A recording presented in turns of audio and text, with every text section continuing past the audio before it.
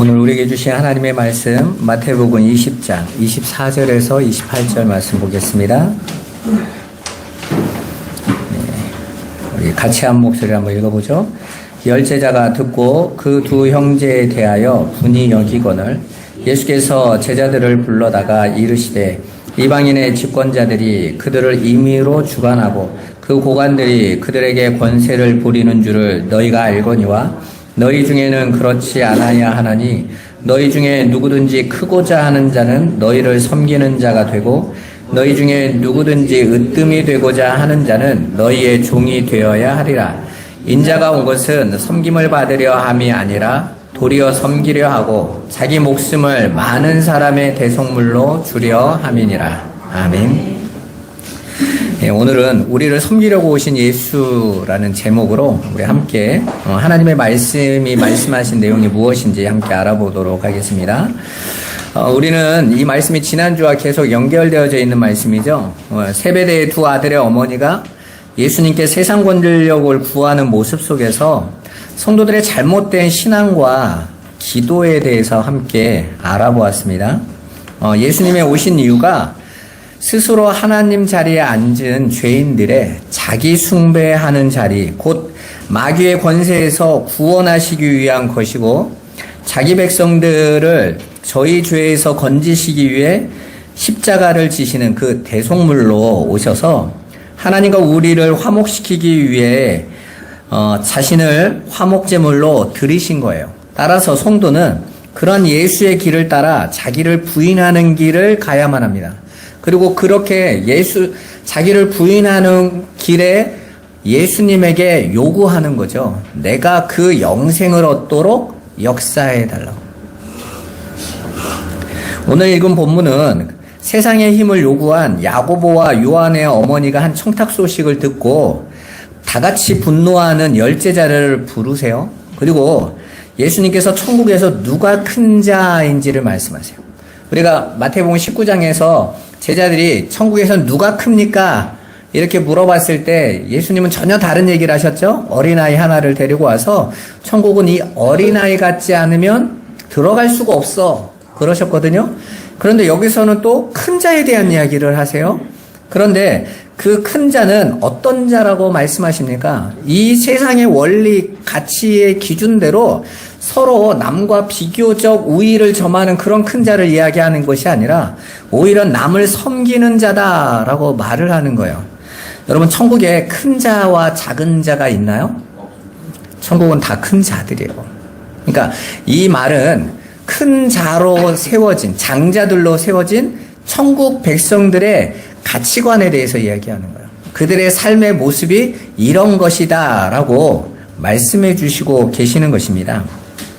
오늘 본문에서 예수님께서는 제자들이 가진 하늘의 신분과 그리고 그들이 앞으로 살 영생의 삶은 이 세상과는 다른 삶, 곧 이 세상처럼 자기를 증명하고 자기를 높임을 통해서 다른 사람 위에 올라가서 그들을 지배하고 군림하는 삶이 아닌 오히려 자신보다 남을 더 낮게 여기고 그를 섬기는 종의 삶을 살게 되어지는 천국의 가치관을 얘기하는 거예요.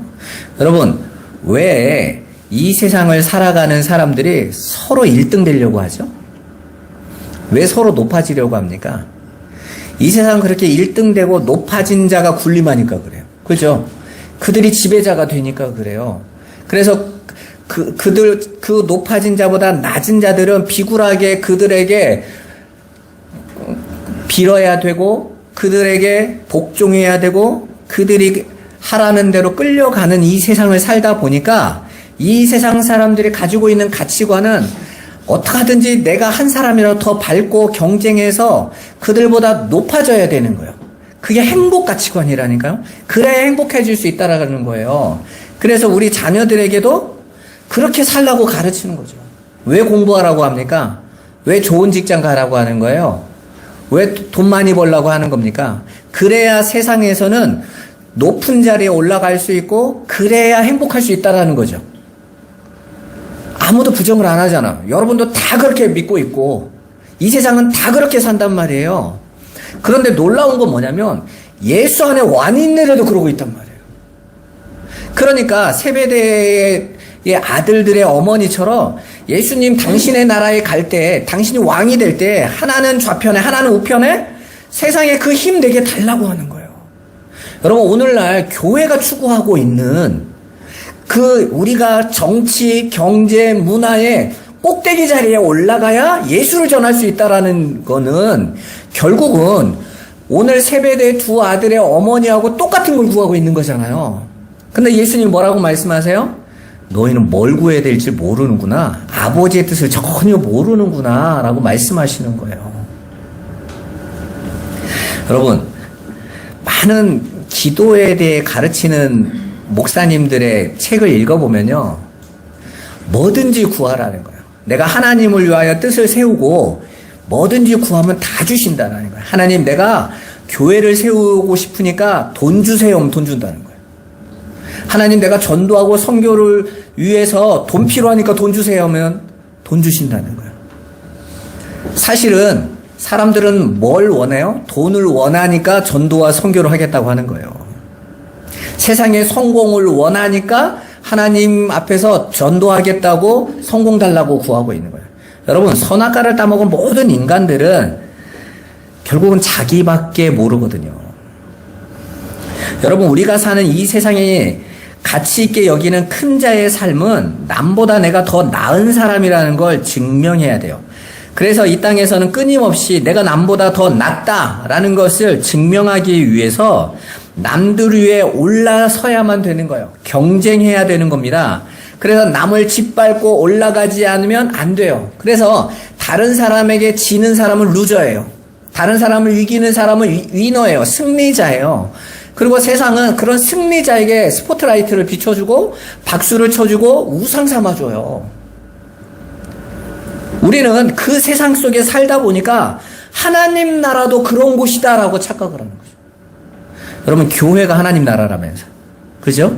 근데 왜 오늘날 교회 와가지고 서로 싸우는 거죠? 높아지려고 내가 너보다 더 높아. 이거 증명하려고 하는 거 아닙니까? 거기에서 얼마나 교회에서 상처받아요.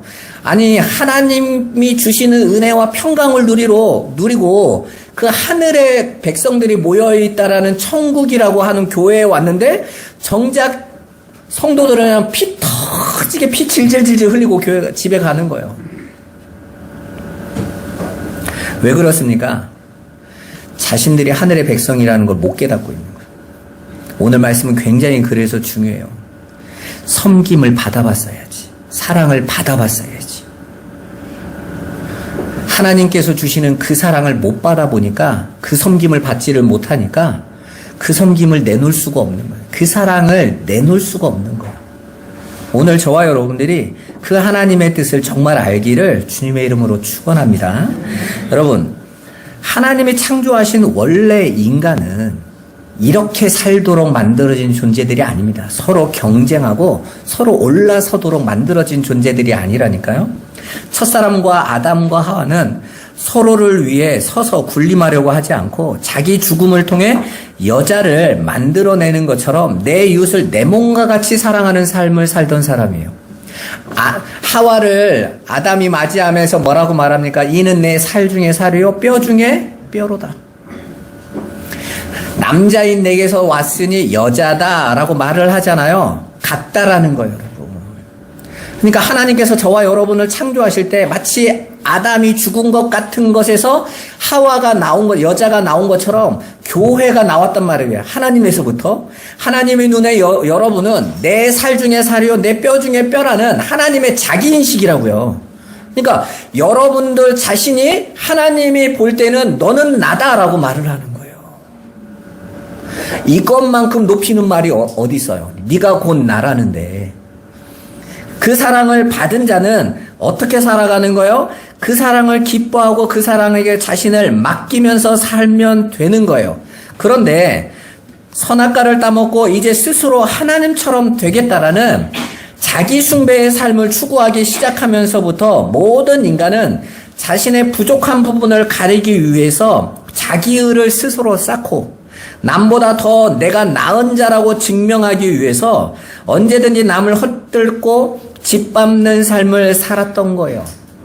그렇게 선악과를 따먹은 이후에 모든 인간은 오직 자기밖에 모르고 자기만 사랑하는 삶, 자기만을 섬기는 자가 되어버렸어요. 그게 공중권세 잡은 마귀를 따르는 자들이 만들어 놓은 이 세상 풍속인 거예요. 여러분 거기에서 행복하세요? 여러분 이 나라에서 여러분이 쉼을 얻을 수 있으십니까? 얻을 수 없죠. 내가 잠깐만 토끼처럼 낮잠을 잤다가는 거북이한테도 따라잡히는 비참한 삶이 기다리고 있어요. 이 세상은. 그래서 어떡합니까? 쉬지 않고 걸어가야 돼요. 계속 전진해 가야 됩니다. 계속 고지로 올라가야 돼요. 어떤 목사님이 그 세상 풍속의 가치관을 그대로 반영해서 성도들에게 이렇게 얘기했어요. 왜 높은 곳으로 올라가야 되냐? 높은 사람이 겸손을 부려야 그게 진정한 겸손으로 평가받는다는 거죠. 가난한 사람, 낮은 자의 겸손은 비굴이라는 거예요. 여러분 동의하세요? 여러분 낮은 사람, 가난한 사람은 겸손도 못 내나요? 예수님께서 너희는 나를 닮아라. 온유하고 겸손한 나를 배우라고 했는데 가난한 사람은 그 겸손 배우면 안 돼요? 근데 이 세상 풍속에 있으니까 목회자의 설교 안에서도 제가 말하면 여러분 다 아는 목사님이에요. 고지론의 최고의 꼭대기에 있는 목사님. 높아져야 세상에 우리가 겸손도 표현할 수 있다. 안 그래요, 여러분. 겸손은 그런 게 아니에요. 겸손은 자기 부인의 산물이에요. 온유함은 내가 부인되어진 자들에게서만 나오는 것입니다, 여러분. 그러한 삶을 가치로 내세우고 건설된 이 세상의 역사는 죄의 역사예요. 하나님을 대적하는 역사입니다. 따라서 이 세상이 추구하는 큰 자로 세워달라는 기도는 결국은 예수님의 십자가를 정면으로 부인하고 대적하는 삶인 것입니다. 예수님은 저와 여러분들을 하나님 앞에 겸손하고 온유한 자리로, 나를 부인하는 자리로 데려가시려고 십자가를 지셨는데 오히려 우리는 그 예수를 믿는다고 하면서 고지 꼭대기로 올려달라고 자꾸 하는 거예요. 그건 하나님을 대적하는 거죠. 십자가를 비웃는 거란 말이에요. 근데 오늘날 교회와 성도들이 뭐가 예수를 믿는 건지를 모르고 가고 있는 거예요. 그냥 교회 와서 헌금 많이 하고 헌신 많이 하고 사람 많이 전도할 수 있는 세상의 지위로 나 예수 믿어요 해도 사람들이요 함부로 대할 수 없으면 하나님께 영광인 줄 알아요. 하나님은 그런 거 거들떠보지 않으신단 말입니다. 하나님은 오직 내 백성, 네가 나야, 내가 죽음으로써 너를 살렸어, 내가 너를 낳았어 라는, 너는 내 아들이라 하는 그들에게 관심이 있는 거지. 그리고 그들을 하늘 안으로 불러들이셔서 하늘의 삶인 섬김의 삶, 서로 사랑하는 삶 안으로 불러들이신 거란 말입니다. 그리고 저와 여러분은 이 교회 안에서 지금 그걸 배우고 있는 거예요.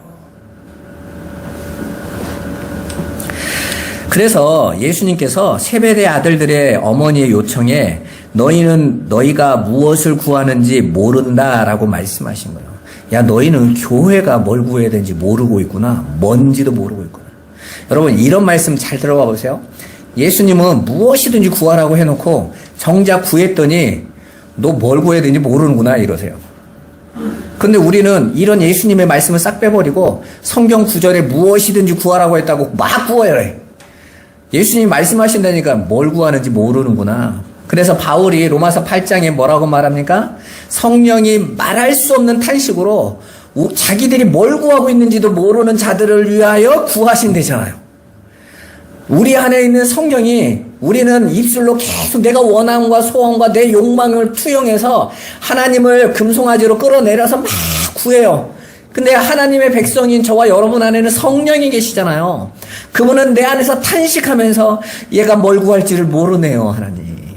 하면서 성령이 구하신다는 거예요. 근데 하나님이 누구의 기도를 받으실까요? 탄식하시는 성령의 음성을 들으신다니까요.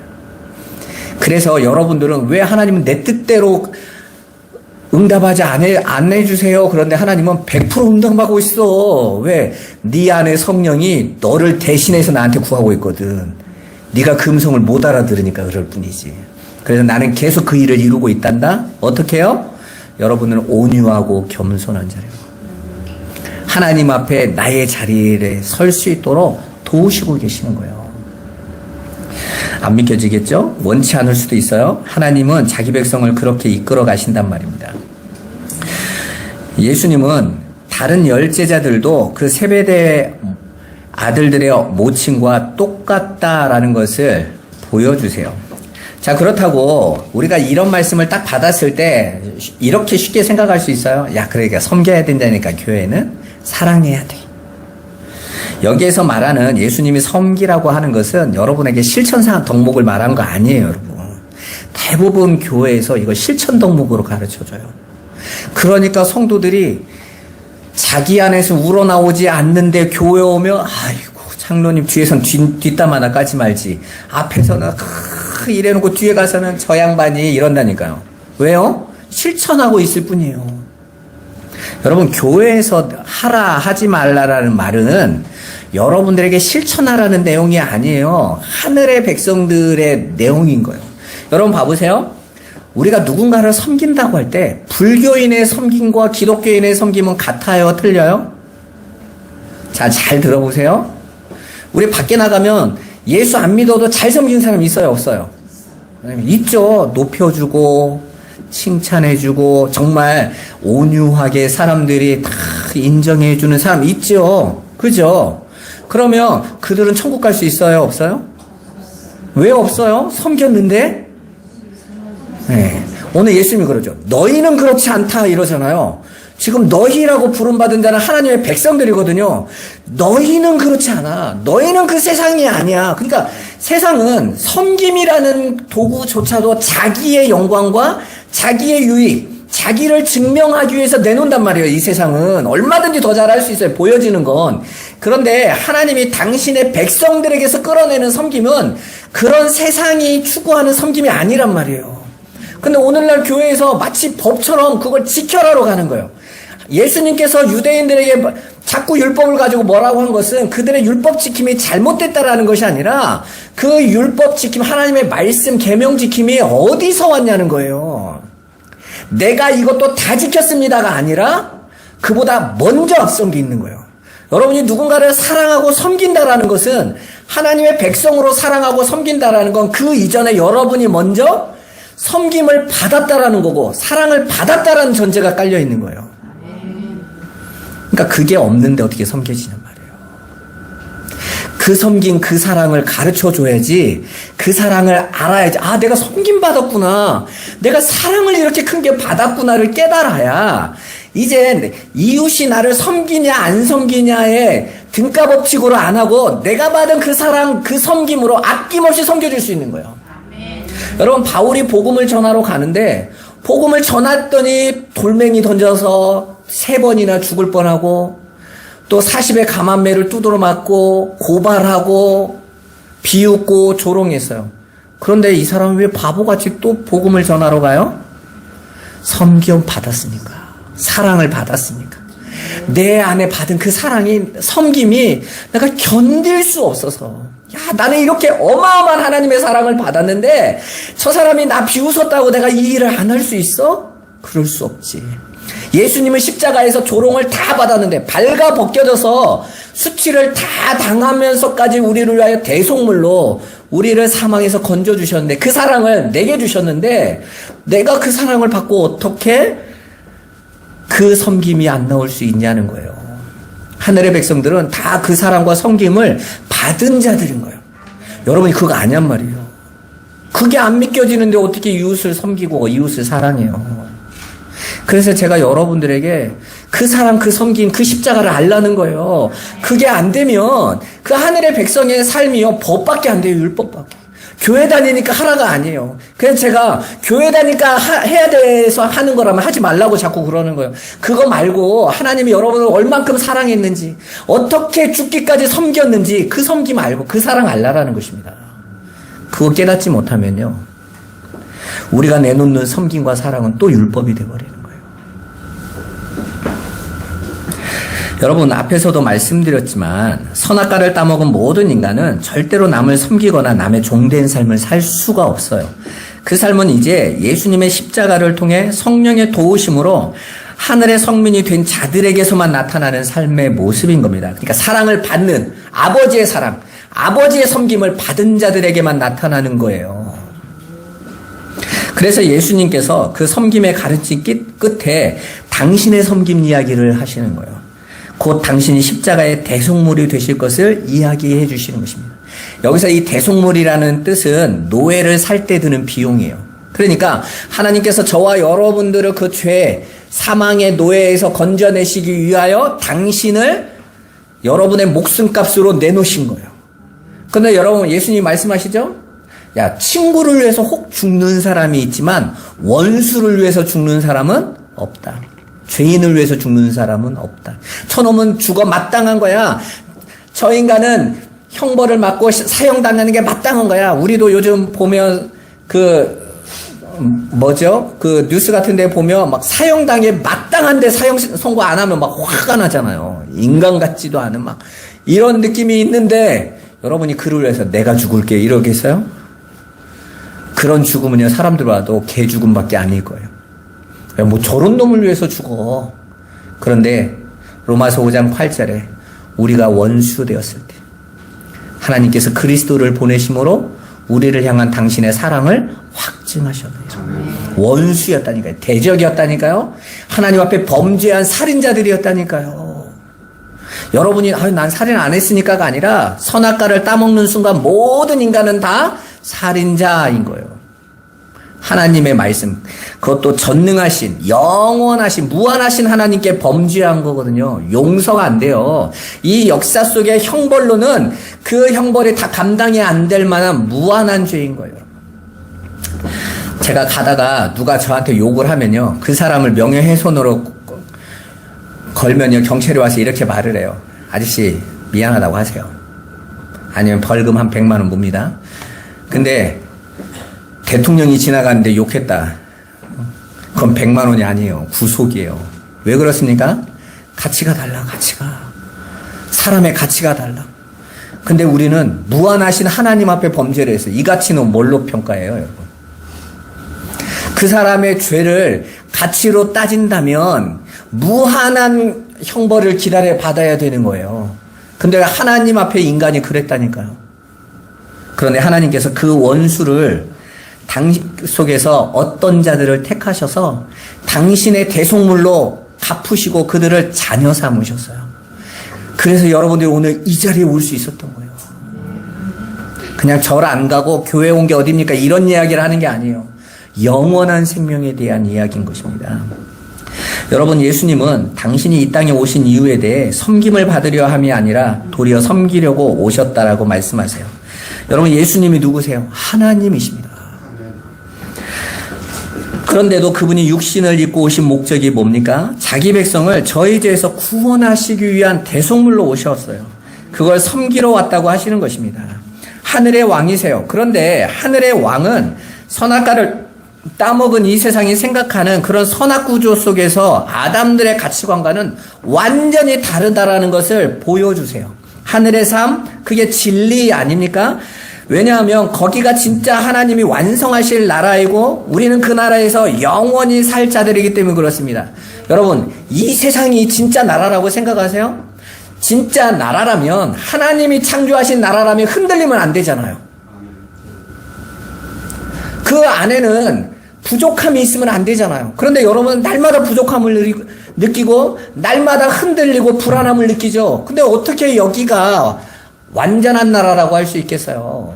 하나님께서는 이 창조 속에서 진짜 영원한 하나님의 나라를 준비하시고 당신의 백성들을 이 땅에서 잠깐 훈련하시는 거예요. 가나안은 따로 있고 이스라엘 백성이 살고 죽었던 곳은 광야였잖아요. 광야가 아니라 하나님 목적지는 가나안이란 말이에요. 하나님 나라란 말입니다. 그 나라가 준비되어져 있어요. 우리는 여기에서 뭐 배우는 겁니까? 야, 나는 들어갈 자격이 없구나. 근데 하나님이 나를 그냥 값없이 당신의 피로 덮어서 데려가시는구나. 감사하구나. 그거 배우고 가는 거라니까요. 그런데 왜 여러분은 여기에 목숨을 거냐고요. 이 세상에.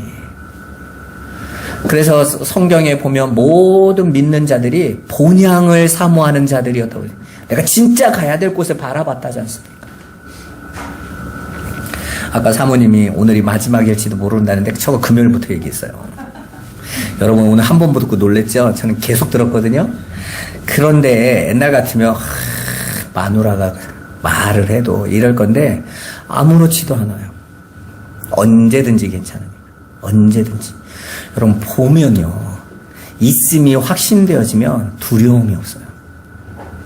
그런데 있는 것이 안 믿겨지니까 불안한 거죠. 이 땅을 왜 우리가 놓지 못합니까? 저 땅이 있다라는 것이 안 믿겨지니까 그런 거예요. 왜 이 땅에서 와라 할 때 못 가는 거죠? 저기 가면 어떨지를 모르는 거예요. 이스라엘 백성이 광야에서 가나안 들어가라 했더니 어떡합니까? 못 갑니다 그러잖아요. 확신이 없는 거죠. 그 땅 가서 죽으면 어떡할 거예요? 이러는 거죠.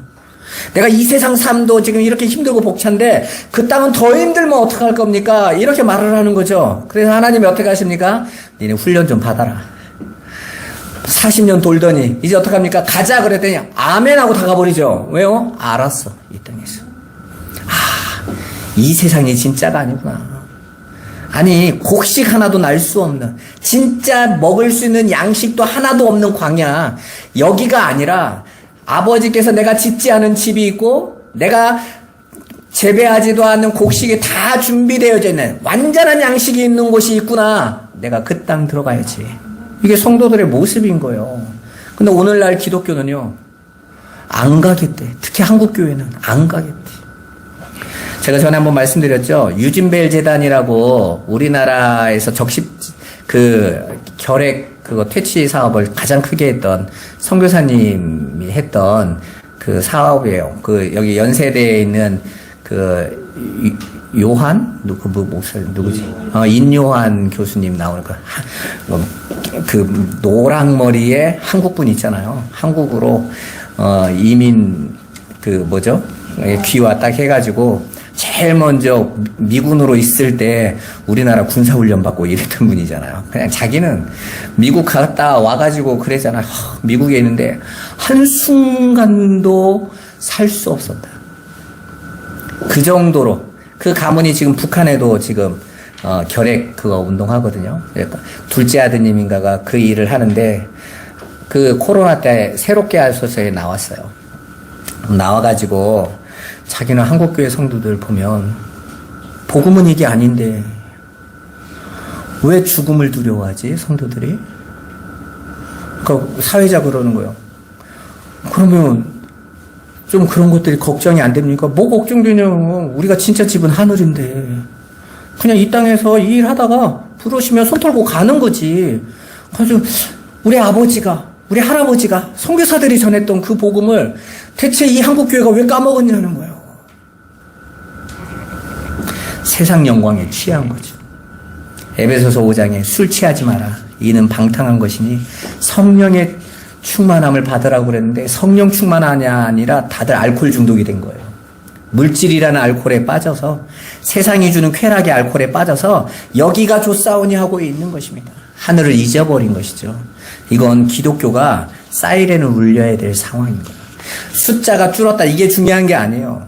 남은 자들에게 대체 무엇을 전하는 겁니다.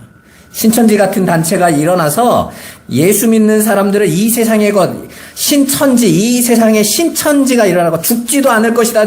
몰려가잖아요, 여러분. 뭘 배우고 있는 겁니까? 여러분, 우리는 하늘의 삶을 배우는 거예요. 그게 진리니까요. 그렇게 우리는 그 진리 안에서 항상 진리를 흘려보내는 자가 종처럼 섬기고 진리를 받는 이들은 왕처럼 섬김을 받는 곳이 하나님 나라예요. 여러분 봐보세요. 하나님 나라는 큰 자가 작은 자를 섬겨요. 왕이 백성을 섬겨요. 하늘의 왕이신 예수가 하늘의 백성인 저와 여러분들을 섬기기 위하여 이 땅에 내려오셨어요. 대성물로 당신을 주셨습니다. 그래서 천국에서는 왕이 서 있고 백성은 앉아서 왕이 주는 걸 먹는 거예요. 하늘의 것을 먹는 거예요.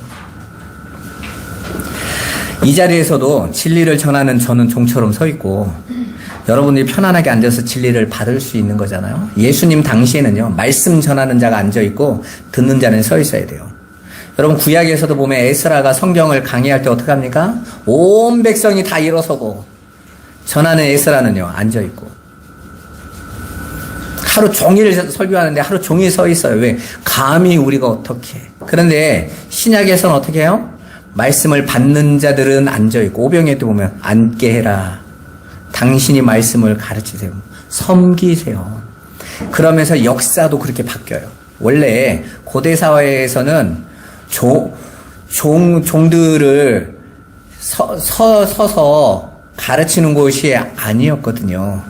그런데 이 로마가 그 그리스 문화를 앞선 나라를 정복하면서 그리스에 있는 왕족이나 철학자들 이런 사람들이 로마로 가니까 어떡합니까? 로마의 귀족들이 우리가 귀족인데 하고 앉은 거고요. 그 하인들이니까 하인들이 서서 가르친 거예요. 그게 오늘날 교육이 이대로 된 거예요. 저는 서 있고 여러분은 앉아 있고. 옛날에는 저는 앉아야 되고 여러분이 서야 되는데 하나님께서 바꾸신 거라니까요. 세상에서 진리를 가르쳐 주시기 위하여 숨겨진 비밀들이 이렇게 있단 말입니다. 처음부터 이렇게 살았던 것이 아닌 거예요. 그렇게 저와 여러분이 그 하나님이 주시는 그 은혜를 편안하게 누리는 곳, 거기가 하나님 나라예요. 그리고 그러한 것이 바로 예배인 것입니다. 그래서 참된 예배에는 자유와 기쁨이 있는 거예요. 푸른 초장과 쉴만한 물가인 거예요. 그런데 오늘날 교회는요, 교회를 오려면 머리가 아파. 교회 가면 청소해야지, 밥해야지, 섬기러 가야 되는 거예요. 막. 섬김을 잘못 이해하니까. 그러니까 교회 안에서 일하러 와. 교회는 일하러 오는 것이 아니에요. 교회는 아버지의 섬김을 받는 거예요. 진리의 섬김을 먹고 마시며 그 안에서 누리는 거예요, 여러분. 그런데 여러분이 진리를 모르고 여러분의 힘으로 열심을 섬기기 시작하면 이 자리가 하나님 나라가 아니게 되는 거예요. 일터가 돼버리는 것이죠. 그런데 오히려 교회가 일터라고 주장하는 분들이 있죠. 그건요, 악당인 거예요. 강도들인 거예요. 성도들을 부려서 내 걸 채우려고 하는 것이죠. 여러분, 거기는 교회가 아닙니다. 여러분, 그렇게 진리로 섬김을 받으시면서 하나님이 이렇게 나를 사랑하고 섬겨주시는 거구나. 그걸 알아서 감격해서 하나님을 찬송하는 것이 하나님을 섬기는 거예요. 여러분, 하나님이 우리에게 무엇으로 섬김을 받으시겠습니까? 우리에게서 나오는 것 중에 하나님이 가치 있게 받는 것은 딱 하나예요. 찬송. 그래서 이사야가 우리를 지으 창조하신 목적에 대해서 하나님을 찬송하게 하려고 말한 것입니다. 우리가 하나님의 영광을 보고 하나님을 알아드리는 거예요. 여러분, 태어난 아이가 100일 이럴 때는요, 그냥 할 수 있는 게 엄마 젖 먹고 주는 이유식 먹고 그냥 멀뚱멀뚱 떠 있으면 엄마 아빠가 그냥 엉덩이 다 닦아주고 목욕 다 시켜주고 먹여주고 뽀송이 다 발라주고, 진짜 말 그대로 밤에 애가 잠이 깨면요, 엄마도 다 일어나서 그냥 잠도 못 자고 막 이러고 있다가 애가 그냥 애를 쳐다봤는데 자기를 보고 한번 씩 웃어주면 피로가 날아가. 너무 좋아. 그리고 엄마 아빠들이 하는 최고의 거짓말이 뭡니까? 아이가 했는데 아빠라고 했다고 막 혼자 감동해가지고 막 전화해가지고 드디어 우리 애가 아빠라고 했다고. 그래서 옆에서 와보면 한 건데 자기 혼자 아빠 소리를 듣고 감격하는. 엄마들도 마찬가지죠. 계속 엄마 아빠가 뭐라고 옆에서 서로 경쟁하듯이 합니까? 엄마 아빠. 그래서 누가 많이 들었느냐에 따라서 아빠 익숙해진 말이 먼저 튀어나오거든요. 아주 경쟁을 하죠. 왜요? 엄마 소리 아빠 소리 한번 들어보려고 그 아이가 엄마 아빠가 열심히 자기를 섬겨주고 채워주는 거에 이 아이는 그냥 거기에서 기뻐서 한번 웃어주는데 아버지는 그걸로 너무 행복해. 너무 기뻐. 그게 하나님이 받으시겠다는 찬송이란 말입니다. 여러분을 죄에서 여러분을 건지시고 여러분을 여전히 사망의 자리에서 끄집어내시면서 여러분이 그 사랑을 깨달아서 아버지가 나를 이렇게 사랑하시네요. 정말 놀라워요, 아버지. 아버지만 찬송 받으세요. 그럼 하나님이 이제야 네가 나를 알아봐 주는구나. 됐다 그러는 것이죠. 교회는 그렇게 하늘의 것을 알아보고 하나님을 찬송을 드리는 곳이란 말이에요. 우리가 하나님의 영광을 보고 하나님을 알아봐 줄 때, 그게 영생인 거죠. 하나님과 하나님이 보내신 자 예수를 아는 거라고 말하는. 그러니까 하나님과 하나님 보내신 자 예수를 안다란 말은 아버지의 사랑과 아버지의 섬김을 이제 내가 알아들었다라는 거예요. 깨달았다라는 거예요. 야, 오늘 내가 이 자리에 있는 게 하나님이 나를 이렇게 붙잡아 주심이었구나. 잘 먹고 잘 살고 이게 아니라 하나님이 나를 하나님만 의지하도록 이 자리까지 데려오신 거구나. 하나님 감사합니다. 하나님 영광을 홀로 받으세요. 하나님은 그걸로 네가 나를 알고 있구나 라는 것이죠. 여러분, 사도 요한은 사랑에 대해서 사랑은 하나님에게 속한 것이라고 말합니다. 그리고 하나님이 우리를 먼저 사랑했다라고 말을 해요. 이게 진리예요, 여러분. 야, 얼마나 미안해. 하나님이 우리를 사랑했으니까 내가 먼저 사랑해드려야지. 이러라고 한 얘기 아닙니다. 사랑은 비처럼 위에서부터 우리에게, 아래에 있는 우리에게 내려오는 거예요. 그게 하늘의 법이에요. 그래서 사랑을 말할 때 항상 내리사랑 이야기하는 겁니다. 섬김도 마찬가지예요. 내리섬김이에요. 한 부모는 10자식을 거느려도 10자식은 한 부모를 못 거느린다는 우리나라 속담이 있죠. 자식들이 부모 사랑을 해봐야 얼마나 사랑할 수 있냐는 거예요. 부모의 사랑에 비하면 정말 아무것도 아닙니다. 그렇게 사랑은 항상 위에서 아래로 내려가는 거예요. 이게 순리고 이게 진리예요. 야, 내가 너희들을 이렇게 먹였는데 너희들은 왜 나한테 이거밖에 못해줘? 이게 아니라 그럴 수밖에 없는 거예요. 내리사랑이니까.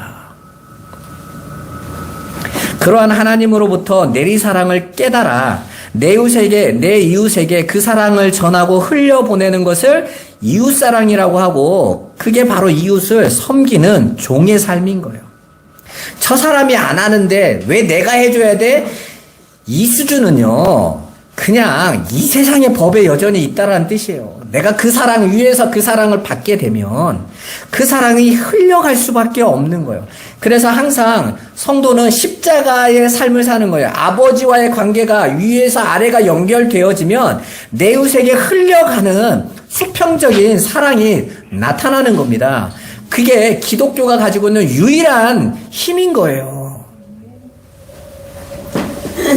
그러니까 저는 지금 여러분에게 사랑을 전하는 종로릇을 하는 것이고, 그게 하나님을 사랑하는 것입니다. 그런데 성도들이 이걸 이해하지 못해요.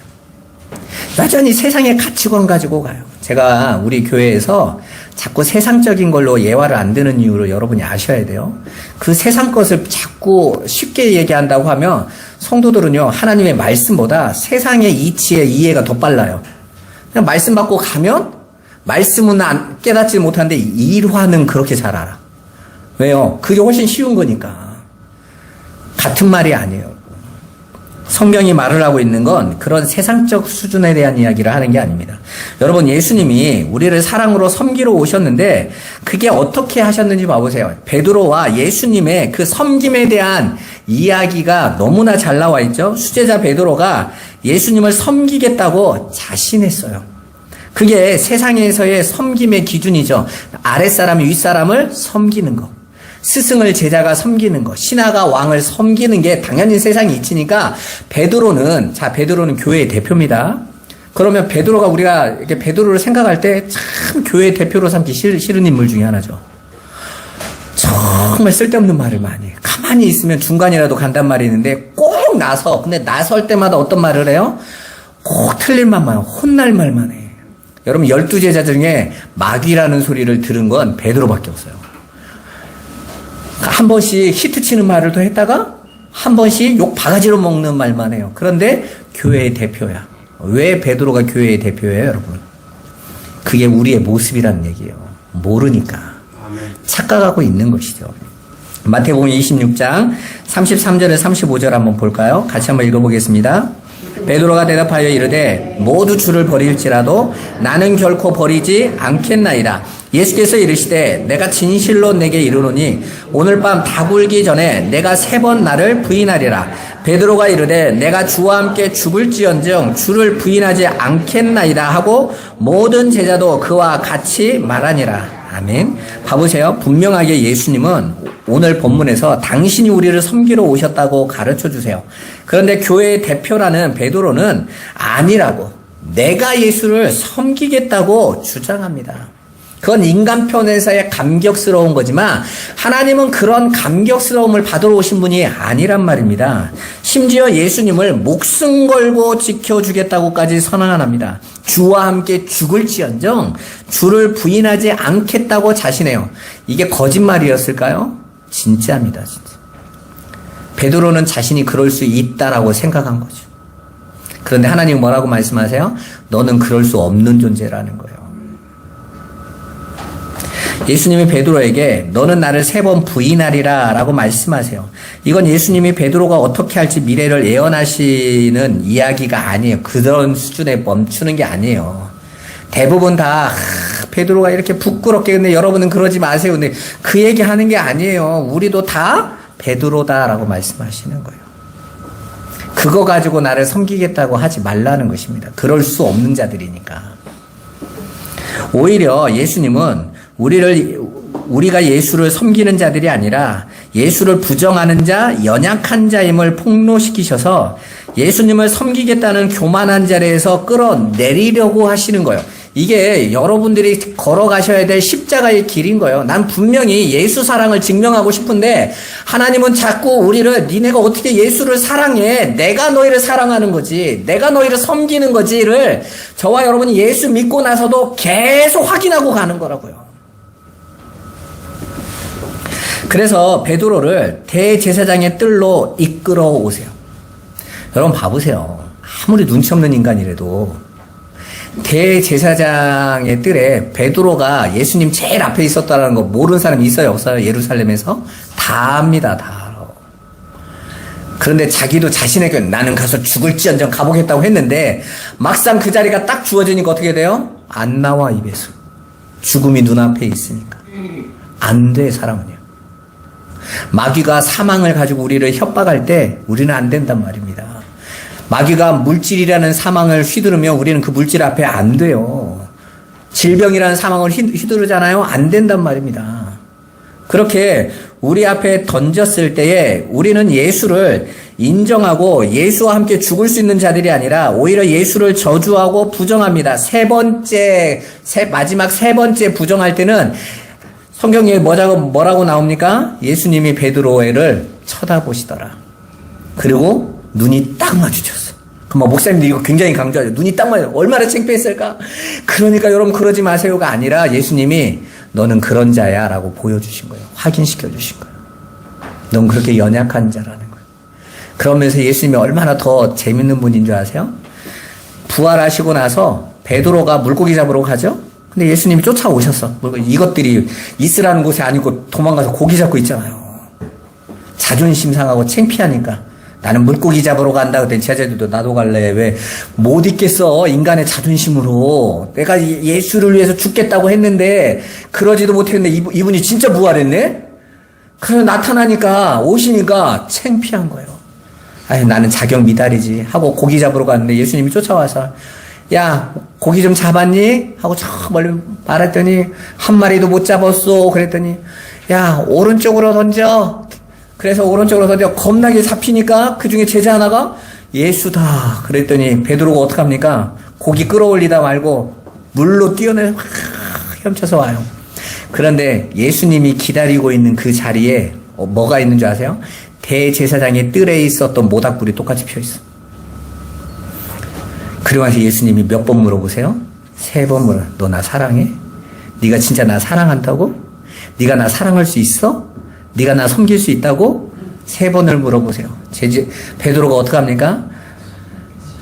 주님이 아시죠? 제가 뭐 어떻게 그래 그거 가서 전해. 네가 할 수 있다라고 하는 거 말하지 말고 우리는 할 수 없는 자라는 거 전해. 그리고 내가 이렇게 너를 끝까지 사랑한 그 사랑으로 널 섬긴 것처럼 너도 그 사랑 말해. 그 섬김 말해줘 라는 거예요. 여러분 그러니까 예수의 십자가 사랑을 못 깨달았는데 어떻게 그 사랑을 하냔 말이에요. 예수의 십자가의 섬김을 못 깨달으면 맛을 보지 못하면 어떻게 그걸 하냐고요. 그것도 못했는데 알지도 못한데 가서 전도하라고 선교하라고 하면 어떻게 하냔 말입니다. 여러분 그 사랑을 아시라니까 배우시라니까 그 섬김을 구하시라니까 그 은혜 안에 들어가세요. 그래서 제가 여러분에게 계속 예수 얘기하는 거예요. 예수님이 여러분을 사랑하셨다고. 예수님이 여러분을 위하여 대속물로 당신을 바치셨다고. 그래서 저와 여러분들이 이렇게 예수의 섬김으로 이렇게 아무것 조건 없이 하나님의 자녀, 하나님의 백성이 되었다라는 거예요. 이제 우리가 그 하늘에 예수로 말미암아 들어왔으니까 이제는 우리가 그 사랑, 그 섬김의 삶을 기쁘게 하라는 거예요. 남이 나를 무시하든지 상관없이 나는 그 사랑 내놓을 수 있는 거죠. 나는 그 섬김 사는 거예요. 왜? 나는 그렇게밖에 살 수 없는 자로 만드신 거니까. 우리는 대속물로 오신 예수님의 섬김으로 죄와 사망에서 살아나서 이제는 부끄럽고 자격이 없는데 그 예수님의 사랑을 받아들이는 자들이에요. 그러한 예수님의 섬긴 그 사랑을 깨달은 자들은 더 이상 내 이웃이 나에게 뭘 했다 안 했다는 중요한 게 아니에요. 교회는요, 크고 작은 자를 평가하는 곳이 아니란 말입니다. 정말 한국교회에 약 700만 명이 있다는데 전에는 1200만 명까지 가서요. 500만 명이 준 거죠? 괜찮아요. 그게 뭐 중요합니까? 100만이든 50만이든 뭐가 그게 중요해요. 그런데 가장 중요한 건 진짜는 그들이 진리를 알고 있냐는 거예요. 여전히 교회에서 빌고 원하는 거 얻어서 내가 세상적인 힘을 한번 얻어보겠다고 하는 그런 종교가 아니라고요. 우리는 예수 그리스도의 사랑 안에 여러분을 부름받은 거예요. 예수님이 죽기까지 사랑하심으로 여러분을 사랑하신 것입니다. 그 사랑을 여러분이 알아서 이제 그 사랑을 받아서 내리 사랑을 받은 자들은 흘려가는 거예요. 그 사랑. 그 섬김을 흘려가는 것입니다. 여러분 남편에게, 여러분 자녀에게, 여러분 형제에게, 여러분 이웃에게 그 사랑을 흘려주세요. 아니 저 인간이 안 하는데 여러분은 다른 인간이잖아요. 하늘의 사람이잖아요. 그 사랑을 흘려줄 때 그 이웃이, 그 세상이 이건 뭐지? 그런 거죠. 저 사람은 다른 삶을 사네? 그걸 보여주는 거예요. 그게 증인의 삶인 것입니다. 그렇게 우리는 우리의 약함을 베드로처럼 폭로당하면서 그럼에도 불구하고 끝까지 우리를 섬기고 사랑하시는 하나님의 은혜를 깨달아서 그 사랑을 조금이나마 나도 그 사랑이 내 안에서 흘러가고 또 이웃에게 전달되어지는 것, 그게 신앙생활이에요. 이해되십니까? 결론적으로 여러분의 가치관이 이 땅의 것이 아닌 하늘의 것으로 바뀌셔야 돼요. 그 삶을 살아서 승리하시기를 주님의 이름으로 축원합니다.